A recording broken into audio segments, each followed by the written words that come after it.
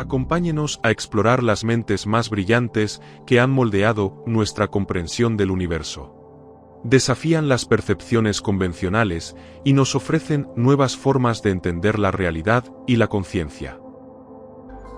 Imagina adentrarte en los laberintos de la mente y descubrir nuevas perspectivas sobre la naturaleza de nuestra existencia. Aprenderás sobre la escala de la conciencia del Dr. Hawkins, una herramienta para elevar tu estado de ser, y las asombrosas contribuciones de Stephen Hawking sobre la conciencia en el reino animal. Un viaje intelectual para reflexionar sobre la naturaleza de la realidad y embarcarte en una búsqueda personal de verdad y comprensión. Prepárate para ser inspirado y desafiar tus creencias. La historia del pensamiento humano ha sido moldeada por figuras que, a través de su genio, han dejado un legado perdurable en diversos campos del conocimiento. Con la contribución de mentes brillantes, Immanuel Kant, Carl Jung, David R. Hawkins y Stephen Hawking.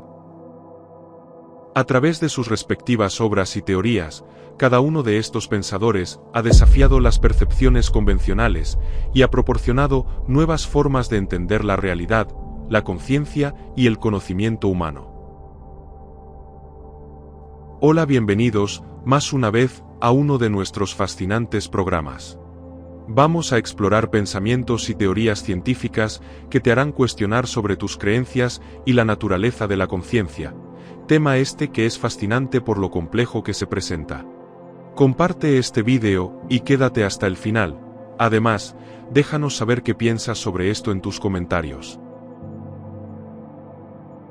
En los albores del siglo XVIII, un joven nació en Königsberg, Prusia, destinado a dejar una profunda huella en la historia del pensamiento humano. Immanuel Kant, así llamado, se convertiría en un faro de la Ilustración europea, iluminando las mentes con su obra magistral, Crítica de la razón pura, publicada en 1781.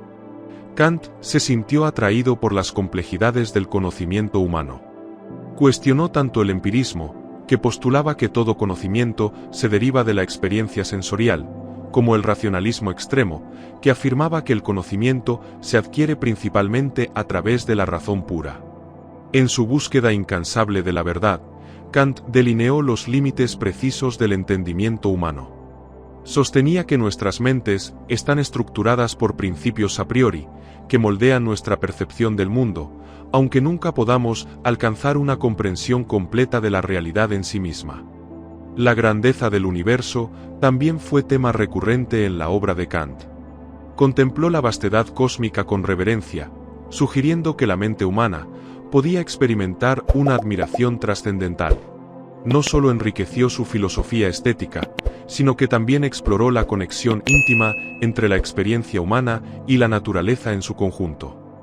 Su legado no solo abarca la filosofía académica, sino que también invita a cada individuo a reflexionar sobre la maravilla y el misterio del cosmos que habitamos, inspirando una búsqueda perpetua de comprensión y verdad.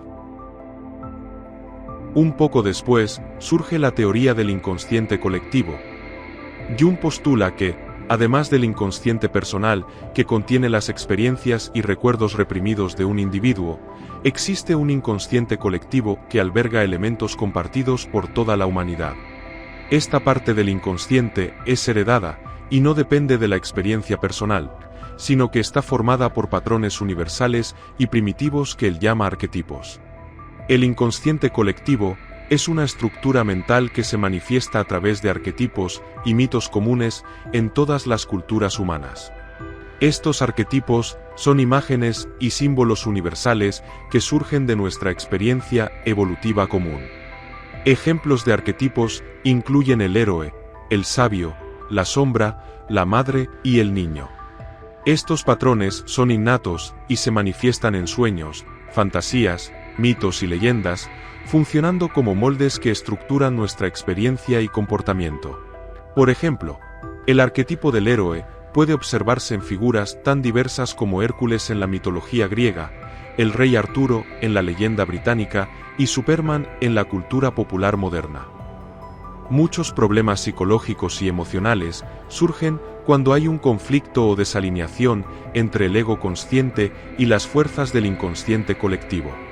Integrar estas fuerzas a través de un proceso que Jung llama individuación es crucial para la salud mental y el crecimiento personal. Supongamos que varias personas de diferentes culturas sueñan con una figura de anciano sabio que les ofrece consejo. Aunque estos individuos no se conocen y provienen de contextos muy distintos, todos experimentan un arquetipo común, el anciano sabio, que representa el arquetipo del mentor o guía. Este fenómeno sugiere que hay una base compartida en la psique humana que se manifiesta de manera similar en diferentes individuos. Jung también explora la idea de que la base de nuestra existencia no sean las partículas y átomos, sino una conciencia universal, algo parecido a Dios. Según él, siguiendo la física cuántica, lo que percibimos como realidad eran solo posibilidades, hasta que la conciencia las eligió y las transformó en hechos reales.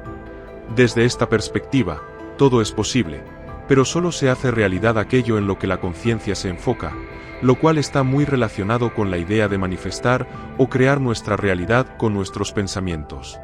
¿Y tú piensas que se puede crear realidad con nuestros pensamientos? Por otra parte, se encuentra el nombre del Dr. David R. Hawkins, un individuo cuyo trabajo ha dejado una profunda impresión en campos tan diversos como la psicología, la espiritualidad y la autorrealización. Nacido el 3 de junio de 1927 en Milwaukee, Wisconsin, David R. Hawkins destacó como psiquiatra, psicoterapeuta y maestro espiritual. Su vida y obra están intrínsecamente ligadas al estudio de la conciencia y la espiritualidad. Uno de sus conceptos más influyentes es precisamente esta escala de conciencia, una jerarquía que mide el nivel de conciencia de una persona. Aquí están los niveles principales en el mapa de la conciencia de Hawkins, ordenados de menor a mayor. Vergüenza, culpa, apatía, dolor, miedo, deseo, ira, orgullo, coraje, neutralidad, aceptación, razón, amor, alegría, paz. La paz es el nivel más alto en la escala de Hawkins. La persona se encuentra en un estado de iluminación y experimenta una paz absoluta y trascendental. El mapa de la conciencia de Hawkins es una herramienta que puede ayudar a las personas a comprender y evaluar su propio crecimiento espiritual y personal. Se utiliza en terapia y desarrollo personal como una forma de medir y elevar la conciencia hacia niveles más elevados de comprensión y amor. El Dr. Hawkins se destacó en la investigación de la conciencia humana y la transformación personal. Expone la idea de que el poder de la conciencia puede llevar a la humanidad hacia una mayor comprensión y paz, hacia el Homo Illuminatis. Él afirma que la única forma de salvar el mundo es elevando tu nivel de conciencia, ya que existe esta conciencia colectiva. Hay distintos niveles de conciencia. No podríamos dejar de mencionar a Stephen Hawking, el prestigioso científico británico que defendió junto a un grupo de científicos procedentes de la Universidad de Cambridge que los animales poseen los sustratos neurológicos que generan la conciencia. Entre sus numerosas contribuciones a la ciencia en campos como la astrofísica, Hawking trabajó con un grupo de investigación compuesto por 25 neurocientíficos para determinar si los animales podían tener conciencia. Al término del estudio, fue la propia Universidad de Cambridge la que puso de manifiesto que los animales no humanos, incluyendo todos los mamíferos, pájaros y otras muchas criaturas como el pulpo, presentan una estructura cerebral nerviosa capaz de generar los estados de la conciencia así como de comportamiento intencionales. Los investigadores pusieron de ejemplo a los grandes simios, los delfines y los elefantes, ya que son especies que, según el estudio, pueden autorreconocerse en un espejo. Los científicos explicaron que cuando un perro tiene miedo o siente felicidad al ver a su dueño, activa estructuras cerebrales similares a las de los seres humanos.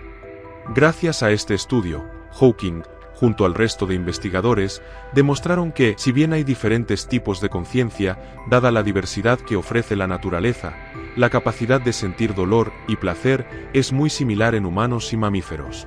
Los investigadores plantearon una discusión sobre lo que está pasando con los animales y qué fórmulas legales o mejoras tecnológicas se pueden desarrollar para protegerlos.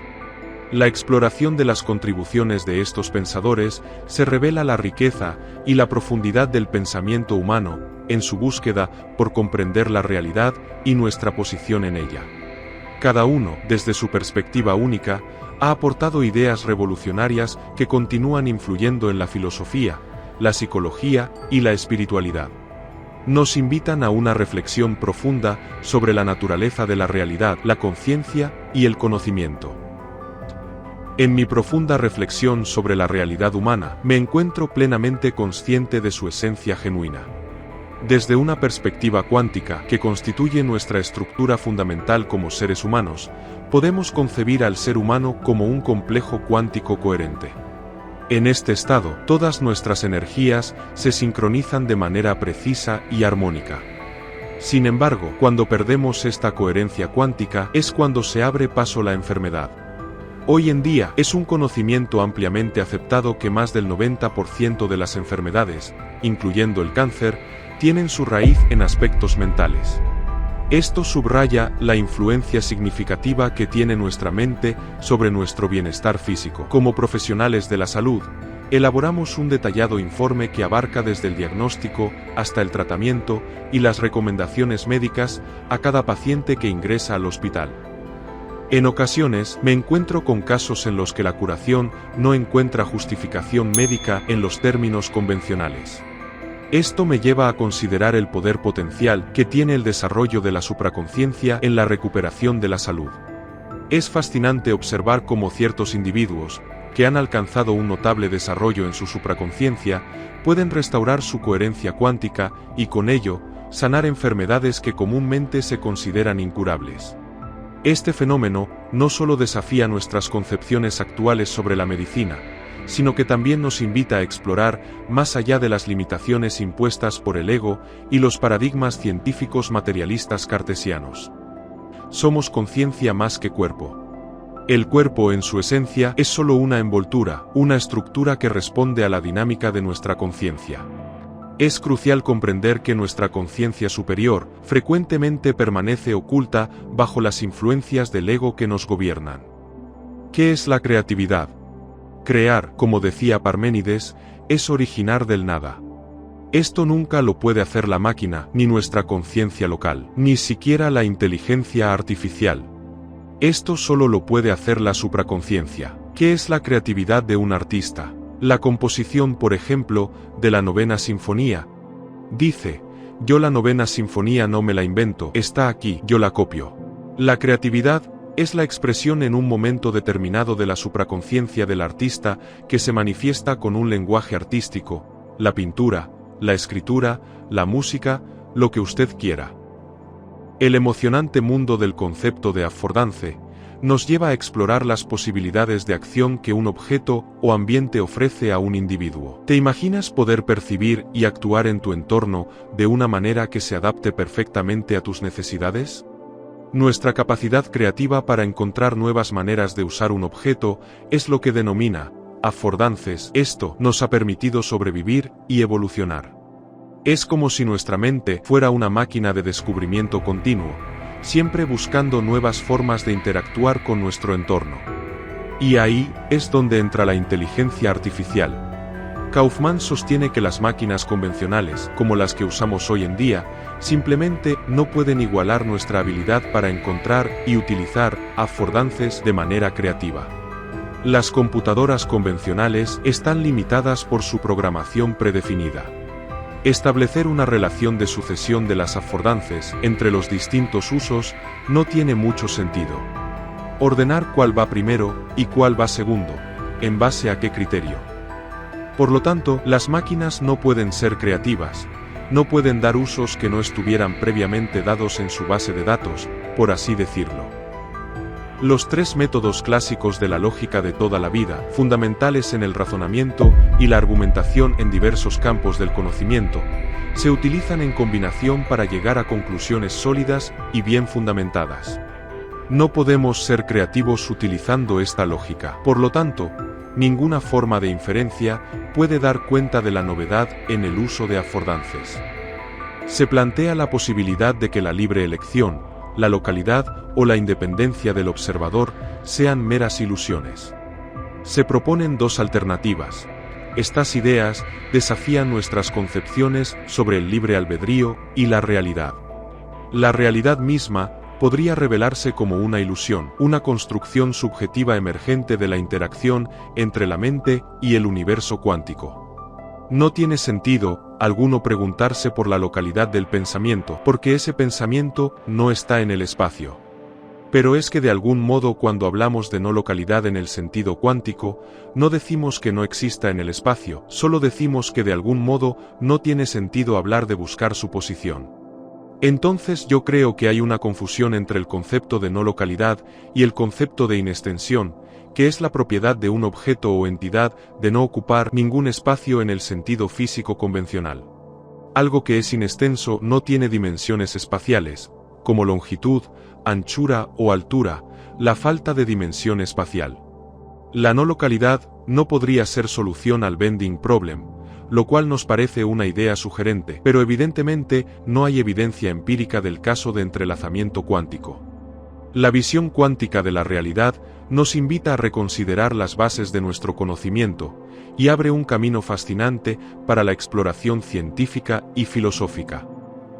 La experiencia de ver el color rojo puede ser diferente de la experiencia de otra persona de la misma manera que una rosa puede parecer más roja para una persona que para otra debido a las diferencias en la percepción individual. Exploramos el mundo con nuestros sentidos, construyendo una imagen de la realidad que nos rodea. Esta percepción, tan tangible y familiar, parece irrefutable. Sin embargo, la física nos demuestra que esta percepción puede ser engañosa. El mundo que habitamos no es solo lo que podemos ver, tocar o palpar, sino que está compuesto por una compleja interacción de fuerzas, partículas y energía. A esto llamamos qualie, y son importantes en filosofía de la mente y la conciencia porque plantean preguntas sobre la naturaleza de la experiencia subjetiva y la relación entre la mente y el mundo exterior. También las posibilidades son no locales. Muchas veces decimos, una de las características que se dice del pensamiento es que no está en ningún sitio. Los dualistas tradicionales dicen, ¿dónde está mi pensamiento? Dicen, en el cerebro, pues si dices que está en el cerebro, tú ábreme el cerebro y encuentra dónde está lo que yo estoy pensando. Es precisamente en el estado de superposición cuántica, antes de que sea el colapso de función de onda, las posibilidades están ahí. Entonces yo cuando pienso y estoy pensando en distintas posibilidades de algo, pues de algún modo esa no localidad podría dar cuenta de ello. Cuando estoy experimentando una sensación igual, parece que no ocurre en ningún sitio. Pues quizá la no localidad de la conciencia, la física cuántica, pueda explicar todo lo que es la mente, y también la manera como las neuronas que trabajan juntas para construir una imagen completa de lo que estás viendo, escuchando o sintiendo.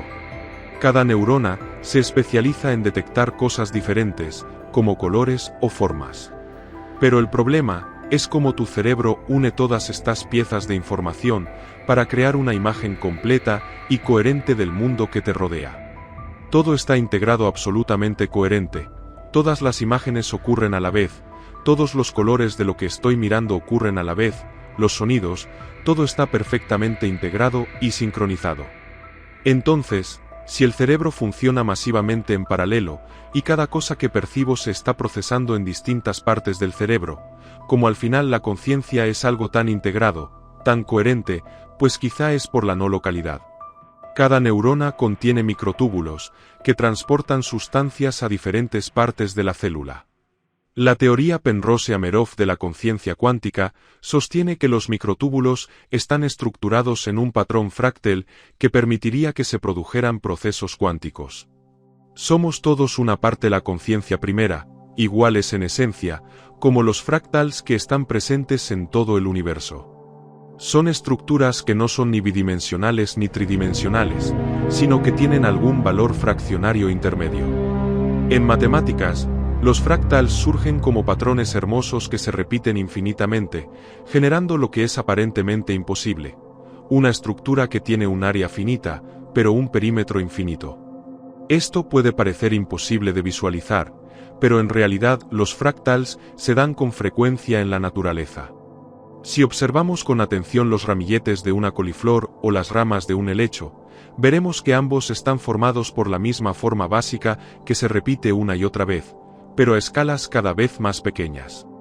Esa es una característica clave de los fractals. Lo mismo ocurre si miramos dentro de nuestro propio cuerpo. La estructura de los pulmones, por ejemplo, es fráctal, al igual que los vasos sanguíneos del sistema circulatorio. Los fractals también aparecen en las encantadoras obras de arte repetitivas de M.C. Escher y Jackson Pollock, y se han utilizado durante décadas en la tecnología, como en el diseño de antenas. Todos ellos son ejemplos de fractals clásicos, es decir, fractals que se rigen por las leyes de la física clásica y no de la física cuántica. Es fácil ver por qué los fractals se han utilizado para explicar la complejidad de la conciencia humana. Dado que son infinitamente intrincados y permiten que la complejidad surja de patrones simples repetidos, podrían ser las estructuras que sustentan las misteriosas profundidades de nuestras mentes. Pero si este es el caso, solo podría estar ocurriendo a nivel cuántico, con diminutas partículas moviéndose en patrones fractals dentro de las neuronas del cerebro. Por eso la propuesta de Penrose y Amerov se llama teoría de la conciencia cuántica. Todavía no se ha con acento podido medir el comportamiento de los fractals cuánticos en el cerebro, si es que existen. Pero la tecnología avanzada permite medir los fractals cuánticos en el laboratorio. Cuando se midió la función de onda de los electrones, que describe su estado cuántico, se descubrió que también vivían en la dimensión fractal dictada por el patrón físico que se había creado. Utilizando experimentos fotónicos de última generación, revelaron el movimiento cuántico que tiene lugar dentro de los fractals con un detalle sin precedentes. Lo conseguimos inyectando fotones en un chip artificial diseñado minuciosamente para formar un diminuto triángulo de Sierpinski. Inyectamos fotones en la punta del triángulo y observamos cómo se propagaban por su estructura fractal en un proceso denominado transporte cuántico. Llegamos al final de nuestro programa. Gracias por acompañarnos hasta el final. Déjanos un like y comparte tus inquietudes con nosotros.